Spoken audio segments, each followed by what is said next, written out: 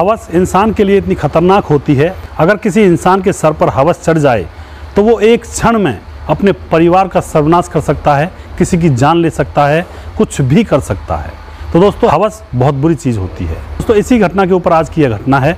एक शादीशुदा महिला जिसकी उम्र 35 साल है और वह 14 साल के लड़के से बना रही थी संबंध, और फिर दोस्तों अचानक कुछ ऐसा घटता है कि उस महिला की हो जाती है मौत।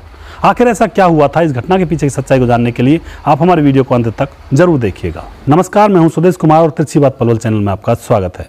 दोस्तों यह घटना है बिहार की। बिहार के अंदर एक रोहन नाम का लड़का रहा करता था जिसकी उम्र थी 14 साल। उसके घर वाले कहते हैं बेटा कुछ कमा कर ला, घर की हालत बहुत कमज़ोर है। तो दोस्तों रोहन कमाने के लिए चला जाता है चेन्नई और वहाँ जाकर एक बनियान की फैक्ट्री में काम करने लगता है। वहाँ काम करने लगता है, काम करते करते उसकी मुलाकात एक सपना नाम की औरत से होती है जो उसी फैक्ट्री में काम किया करती है। सपना की उम्र होती है 35 साल और सपना रोहन से पूछती है तुम कहाँ से हो, तो रोहन बताता है मैं बिहार से हूँ। उसके ऊपर दोस्तों सपना भी ये कहती है कि हम भी बिहार से ही हैं, तुम हमारे घर आया करो ना खाना वाना खाने के लिए। तो दोस्तों उसके बाद सपना अपने पति को बताती है, सपना के पति होता है और 3 बच्चे होते हैं। वो अपने पति को बताती है कि हमारे वहाँ का बिहार का एक लड़का है 14 साल का जिसका नाम रोहन है, बहुत ही अच्छा है, बेचारा अकेला है, क्यों ना हम उसको अपने घर पर बुला लिया करें। उसका पति भी कह देता है कोई दिक्कत नहीं है। फिर दोस्तों खाने पर रोहन को वह सपना बुलाती है और सपना उसको खाना वाना खिलाती है और उससे कहती है कि तुम चिंता मत करो, तुम यहाँ पे अकेले नहीं हो, मैं तुम्हारी चाची हूँ और यह तुम्हारा चाचा है, हमें तुम अपना चाची और चाचा कहो। दोस्तों अब खुश हो जाता है, उसको एक सहारा मिल चुका था चेन्नई के अंदर और अब वह रोज़ ड्यूटी से आया करता है तो अपनी चाची से मिलने के लिए उसके घर भी चला जाया करता है, जैसे शाम को खाना वगैरह बनता है। दोस्तों एक दिन सपना का पति घर पर नहीं था, वह ड्यूटी गया हुआ था। पीछे से सपना अकेली थी तो शाम को रोहन खाना खाने के लिए उनके पास आया हुआ था और सपना कहती है अपने पति से कि रोहन को मैं यहीं पर रोक लूँ, आज अंधेरा हो चुका है, मैं अकेली हूँ घर पर। तो उसका पति फ़ोन पर कह देता है ठीक है उसको रोक लो। दोस्तों रोहन को सपना अपने घर में रोक लेती है कि तुम सुबह चले जाना और रोहन को दूसरे कमरे में सुला दिया जाता है। सपना अपने 3 बच्चों के साथ अलग कमरे में सो जाती है। रात को जैसे 2 बजते हैं तो रोहन की आंखें खुलती हैं। उसको दिखाई देता है कि सपना जो उसकी चाची है वो उसके सर पर और उसके प्राइवेट पार्ट पर हाथ फेर रही है। दोस्तों रोहन पहले तो चिल्लाता है तुम ये क्या कर रही हो चाची। उसके बाद उसकी चाची कहती है कुछ नहीं होगा, बस तुम्हें मज़ा आएगा इस काम को करने में। दोस्तों उसके बाद उसकी चाची उसके साथ संबंध बनाने लगती है और रोहन को भी मज़ा आने लगता है। अब रोहन चुप हो जाता है, उन दोनों के प्रेम संबंध वहाँ पे बन जाते हैं। अब दोस्तों रोज़ रोज़ जब रोहन घर पर आता है तो वह जो चाची बनी थी उसकी सपना उसके साथ प्रेम संबंध बनाया करती है। अब दोस्तों इसी तरह से मामला चल रहा होता है। अब सपना उसको दिन में भी बुला लिया करती है। इसी तरह से एक दिन में उसके साथ संबंध बना रही थी सपना रोहन के साथ। तभी सपना का पति ड्यूटी से वापस आ जाता है किसी काम के चलते हुए। वह आकर देखता है कि कमरे के अंदर उसकी पत्नी सपना और उसका जो भतीजा बना था बिहार का रोहन, वो दोनों आपत्तिजनक परिस्थिति में हैं। वह देखकर उनके ऊपर चिल्लाता है, लेकिन वह समझदारी से काम लेता है और सपना को और रोहन को अपने पास बिठाता है कि तुम ऐसा कृत्य क्यों कर रहे हो। वह अपनी पत्नी से कहता है कि तुम यह बहुत गलत कर रही हो।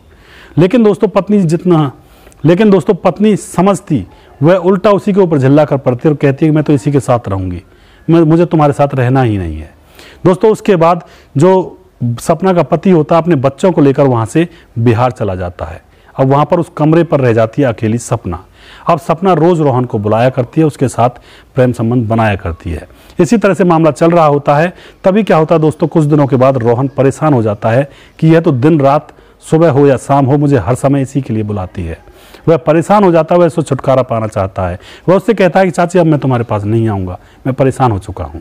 लेकिन दोस्तों उसकी चाची सपना ये कहने लगती है कि मुझे तुमसे शादी करनी होगी, मैं तुम्हारे साथ शादी करके रहूँगी क्योंकि मैंने अपने पति को भी तुम्हारे ऊपर छोड़ दिया है।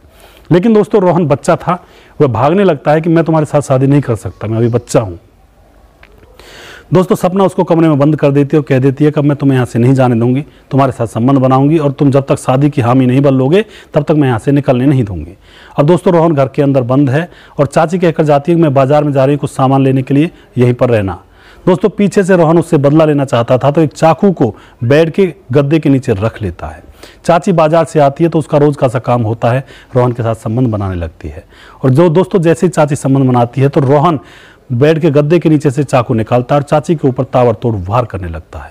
देखते ही देखते उसकी चाची तड़प तड़प कर वहीं पर मर जाती है और फिर रोहन खून से सना हुआ बाहर निकलता है। आस पड़ोसियों से कहता है कि अंदर सपना जो मेरी चाची है वो मरी हुई पड़ी है और बाहर निकल कर बैठ जाता है।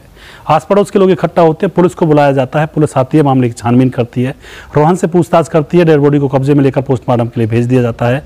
तो रोहन बताता है कि यह मेरे साथ शादी करना चाहती थी, इस तरह से ये मेरा शोषण कर रही थी बहुत दिनों से, इसलिए मैंने इसको जान से मार दिया। पुलिस रोहन को अरेस्ट कर लेती है, उसको बाल सुधार केंद्र में भेज दिया जाता है और दोस्तों उसके ऊपर केस चलाया जाता है। तो यहाँ पे आप क्या कहना चाहोगे, क्या उस औरत की गलती थी या फिर रोहन ने गलत किया था? किसकी यहाँ पर गलती थी? दोस्तों मैं तो सीधा यही कहना चाहूँगा, यहाँ पे गलती थी हवस की। जो हवस हमारे दिमागों पर हावी हो जाती है वह ज़रूर हमसे कुछ ना कुछ नुकसान करवा देती है। कई बार हमारे घरों को तुड़वा देती है, कई बार रिश्तों को तार तार कर देती है, कई बार तो इंसान की जान लेने पर भी हवस आमादा हो जाती है। तो दोस्तों ज़िंदगी के अंदर संभल कर रहें, ऐसी छोटी मोटी हवस के ऊपर अपने घर परिवार को जिस तरह से सपना ने बिखेर दिया, इस तरह से किसी का घर परिवार ना बिखरे, हम यही दुआ करते हैं, यही आशा करते हैं। दोस्तों नेक्स्ट वीडियो में जल्दी फिर से लेकर आऊँगा। अगर आपको हमारे वीडियोज़ अच्छे लगते हैं तो इनको शेयर ज़रूर कर दिया करें, हम आपके बहुत बहुत आभारी रहेंगे। और दोस्तों अगर एडवर्टाइजमेंट आपको लगवानी है अपनी व्यापार की किसी भी चीज़ की, तो नीचे दिया गया नंबर आप सेव कर सकते हैं, इस पर आप हमें हमारी एडवर्टाइजमेंट टीम से कॉल कर सकते हैं। दोस्तों नेक्स्ट वीडियो में जल्दी फिर से लेकर आऊँगा किसी सच्ची घटना के ऊपर। तब तक आप खुश रहें, सावधान रहें, हवस को हावी ना होने दें। जय हिंद, जय भारत।